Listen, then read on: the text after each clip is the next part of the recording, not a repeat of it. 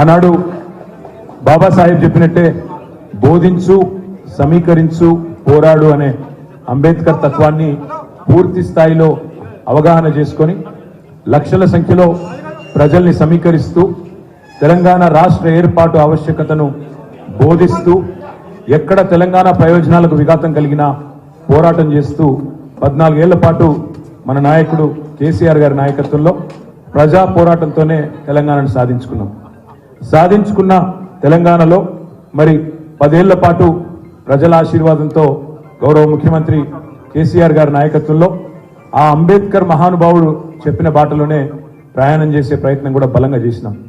స్వేచ్ఛ కంటే సమానత్వం ముఖ్యమని అంబేద్కర్ గారు ఏదైతే ప్రవచించినారో దానికి అనుగుణంగానే మరి విద్యతోనే వికాసం వస్తుంది, వికాసం వల్లనే అల్టిమేట్ గా ప్రగతి వస్తుంది, ప్రగతితోనే సమానత్వం వస్తుందనే ఆలోచన అంబేద్కర్ ధార ఏదైతే ఉన్నదో దానికి అనుగుణంగానే 1022 గురుకుల పాఠశాలలు పెట్టుకున్నా, అదేవిధంగా 1005 జూనియర్ కాలేజీలు పెట్టుకున్నా, 88 డిగ్రీ కాలేజీలు పెట్టుకున్నా, ఎస్సీ ఎస్టీ బీసీ మైనారిటీ అదేవిధంగా అగ్రవర్ణాల్లో ఉండే పేదల కోసం కూడా మరి విద్యతోనే సమానత్వం వస్తుందనే అంబేద్కర్ ఆలోచన ధార నుంచే కేసీఆర్ గారు కూడా 1022 గురుకుల పాఠశాలలు పెట్టిన మరి పరిస్థితి కూడా మనందరికీ తెలుసు.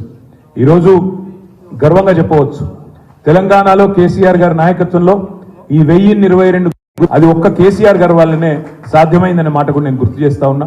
దాంతో పాటు ఈ దేశంలో అంబేద్కర్ గారు అంటే కేవలం దళితులకు సంబంధించిన నాయకుడే కాదు, కేవలం బడుగు బలహీన వర్గాలకు సంబంధించిన నాయకుడే కాదు, మహాత్మా గాంధీతో తప్పకుండా పోల్చి సరిసమానమైన స్థాయి కలిగిన నాయకుడు అంబేద్కర్ గారు. అందుకే అంతటి ఘనమైన నివాళిని ఆ రోజు కేసీఆర్ గారి నాయకత్వంలో మనం శాసనసభలో అందించుకున్నాం.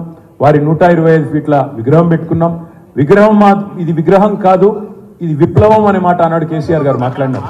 తప్పకుండా ఇవాళ మళ్ళొక్కసారి 133వ జయంతి నాడు మనందరం కూడా గుర్తుంచుకోవాల్సింది ఒకటే, దళిత బంధు లాంటి దమ్మున్న పథకం పెట్టినా లేదా బలహీన వర్గాల కోసం చిత్తశుద్ధితో నిబద్ధతతో రాజకీయ ప్రయోజనాలతో నిమిత్తం లేకుండా రాజకీయంగా నష్టం జరిగినా లాభం జరిగినా మరి అధికారం ఉన్నప్పుడు అవకాశం ఉన్నప్పుడు తప్పకుండా అందరి మంచి కోసం సమానత్వం కోసం పాటుపడాలనే ఒక ఆలోచన ఏదైతే కేసీఆర్ గారు చేసినారో ఆ ఆలోచన ధార ఆ అంబేద్కర్ గారి బాటలో అందరం కూడా ముందుకు సాగుదాం.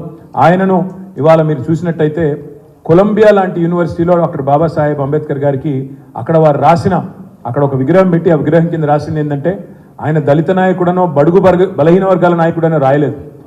Is one of the founding fathers of modern India.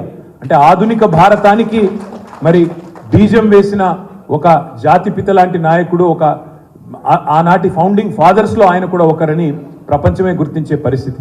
ఇవాళ 100 పైచిలుకు దేశాల్లో అంబేద్కర్ గారి గురించి ఇవాళ స్మరించుకుంటున్నారు, ఆలోచించుకుంటున్నారు. మన దేశంలో కూడా ముఖ్యంగా ఈ రోజున్న పరిస్థితుల్లో ఆయన చెప్పిన ఒక గొప్ప మాటను గుర్తు చేసుకోవాల్సిన బాధ్యత మన మీద ఉన్నది.